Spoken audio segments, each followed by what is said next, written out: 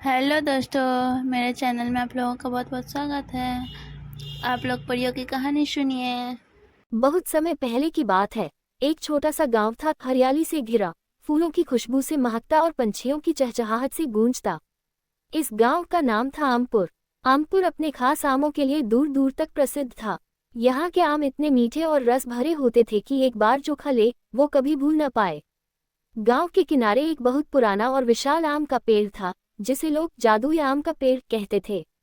ये पेड़ साल में सिर्फ एक ही आम देता था, सुनहरा चमकता हुआ, जैसे उसमें सूरज की रोशनी कैद हो। पर ये आम किसी भी इंसान के हाथ नहीं लगता था। कहते थे कि इसे केवल सच्चे दिल वाले ही पा सकते हैं। गांव में एक छोटी सी लड़की रहती थी, मीरा, जो बहुत ही भोली, सच्ची और दयालु थी। उसके माता पिता बचपन में ही चल बसे थे और वह अपनी दादी के साथ रहती थी। दादी बूढ़ी थी और मीरा रोज उनके लिए जंगल से लकड़ियां लाती, पानी भरती और घर का सारा काम करती। एक दिन दादी बहुत बीमार हो गईं। उन्होंने खाना पीना छोड़ दिया और बिस्तर से उठ नहीं सकी। गांव का वैद्य आया और उसने कहा, अगर इन्हें जल्दी कोई चमत्कारी फल न दिया गया तो हालत बिगड़ सकती है। मीरा को तभी जादुई आम की याद आई। उसने तय कर लिया कि वह किसी भी हाल में वह आम लाकर अपनी दादी को खिलाएगी। अगली सुबह मीरा उठी, भगवान से प्रार्थना की और चल पड़ी उस पुराने जादुई पेड़ की ओर।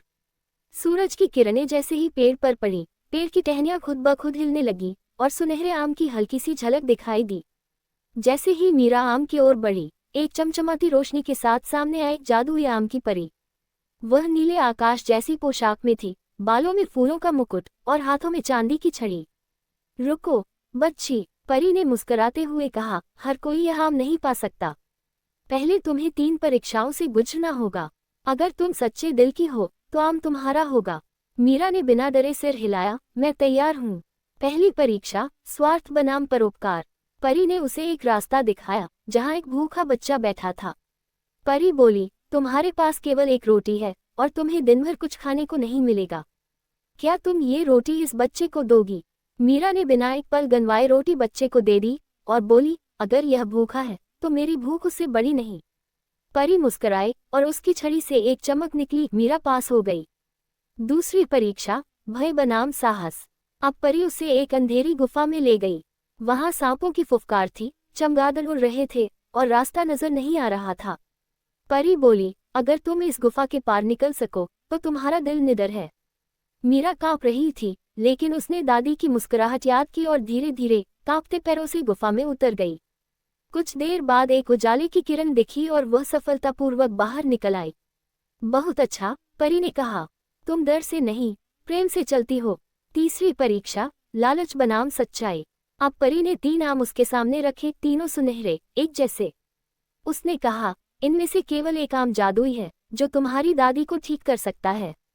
बाकी 2 आम सिर्फ दिखावा है, खाए तो बीमारी बढ़ेगी। तुम्हारे पास इन्हें परखने का कोई तरीका नहीं है। मीरा चौंकी, लेकिन उसने अपनी आंखें बंद की और मन ही मन बोली, हे भगवान, मुझे सही राह दिखाना, मेरी ममता झूठी न हो। उसने बीच वाला आम उठाया। परी मुस्कुराए और बोली, तुम्हारे दिल की सच्चाई ही तुम्हारा रास्ता है। यही है जादुई आम। मीरा दौड़ती हुई गांव लौटी और वह आम दादी को खिलाया। चमत्कार हुआ। दादी धीरे धीरे उठ बैठी, उनकी आंखों में चमक लौट आई। सारा गांव खुशी से झूम उठा। पर कहानी यही खत्म नहीं हुई। अगली सुबह वही परी गांव आए और बोली, मीरा, तुम्हारी सच्चाई और दया से जादुई पेड़ ने तय किया है कि अब हर साल 3 जादुई आम आएंगे, एक तुम्हारे लिए और 2 तुम जिसे चाहो उन्हें दे सकती हो। मीरा ने पहला आम गांव के उस बूढ़े बाबा को दिया जो अकेले रहते थे। दूसरा आम उस बच्चे को जिसे वो पहले रोटी दी थी।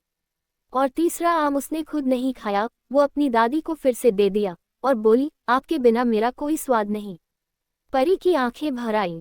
उस दिन से हर साल गांव में सच्चाई और परोपकार का पर्व मनाया जाने लगा, जिसे लोग जादुई आम दिवस कहते हैं। और मीरा, वह बड़ी होकर आमपुर की रानी बनी, पर एक रानी जो तख्त पर नहीं, सबके दिलों में राज करती थी। कहानी अच्छी लगे तो प्लीज़ वीडियो को लाइक और शेयर कीजिएगा, चैनल को सब्सक्राइब कीजिएगा। वीडियो देखने के लिए बहुत बहुत धन्यवाद आप लोगों को।